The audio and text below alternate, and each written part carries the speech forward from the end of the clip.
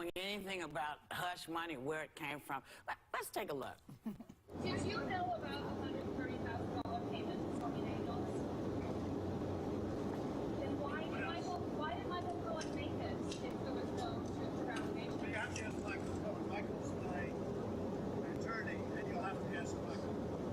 Do you know where he got the money to make that payment? No, I don't know. So, did this surprise you at all? Let me just say, I work in the adult business, and I'm a better actress than he is.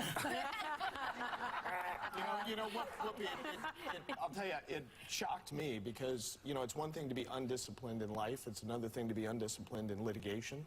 And when you have and you know this, I mean, when you have a client that is a very dangerous thing, right, when he's involved in a lawsuit. And what's ironic to me about this is that's on a Thursday, and then on Monday, the attorney that he told the American people they could ask the questions to, that attorney's offices and home is raided by the FBI. That's a pretty shocking chain of events in a very short period of time. Well, and Stormy, we want to talk about the physical threat you say was made against you in 2011. Can you remind everyone what you claim happened that day? Sure, yeah. I was recovering from having my daughter and taking mommy and me workout classes. And I had pulled into the parking lot, and I was running late. My daughter was, still very young. She was in the rear-facing car seat and all that. And I actually did notice the guy walking when I was parking. And he stood out to me because it was a women's center. They had like prenatal yoga and like Lamaze classes and things like that. And I noticed him because he was sort of well-dressed, and nothing about him alarmed me. I really thought he was someone's husband that was like not wanting to be in whatever his wife was doing. And as I walked around the car and began, I just remember it so clearly.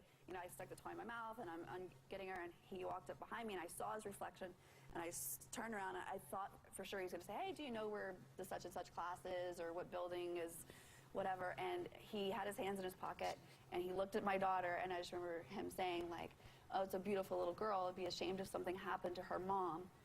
Forget it. All right, Stormy Daniels speaking right there on The View, sitting with her attorney, Michael Avenatti, as well. Let me bring in right now Caroline Polisi, attorney, of course, from White Collar Crime Specialty, and she's here with me. So, Caroline, we were both hearing that together for the first time. They had promised to release the sketch of the person that had threatened Stormy Daniels.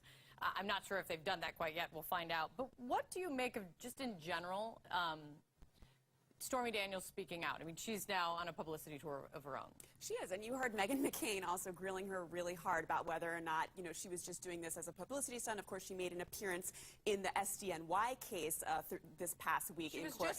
She was just there yesterday in court. She was just there yesterday in court. I think that they are really playing this hand to their advantage, and Avenatti is a very shrewd lawyer, and in this instance, he's done everything right. Of course, they played that tape about the $130,000 payment, yes. Trump saying he had no idea about it. The key issue in the civil case, in Avenatti and Stephanie Clifford, Stormy Daniels case, in California. which is in California Right. federal court, the key issue there is the issue of the non-disclosure agreement and whether or not President Trump knew about the $130,000 payment that Michael Cohen said, he took out a home equity line of credit to pay out of the goodness of his own heart. Now, contract law dictates that a contract between two individuals, one person needs to know what they're signing up for. So the fact that Donald Trump stated to the press that he didn't know about the agreement and that he didn't even sign the agreement, in fact, I think that their case in federal court in California Caroline, will continue. is that the through line to what Michael Cohen is facing in court now, which is that is one of the things that would be a very big deal if it came up in emails or any kind of communications, is a conversation between Michael Cohen and Donald Trump about Stormy Daniels? It definitely could be. A huge if. We have no evidence, We know that this was a referral from Special Counsel Robert Mueller's office to the Southern District of New York, so we know that it all sort of stemmed from that issue. I think it goes way beyond this $130,000 hush money payment. I think it goes way beyond potential campaign finance violations. The SDNY is not in the practice or business of executing search warrants on lawyers' offices if they don't have really strong evidence of really serious crime. So, yes, and I also think the issue of leverage could come into play here. Leverage over Michael Cohen, potentially flipping to give information to the special counsel's office in the Russia investigation at large. Michael Cohen knows so much about where the bodies are buried in Team Trump over the past decade that it could be very dangerous for President Trump. Caroline, stick with me, all of you.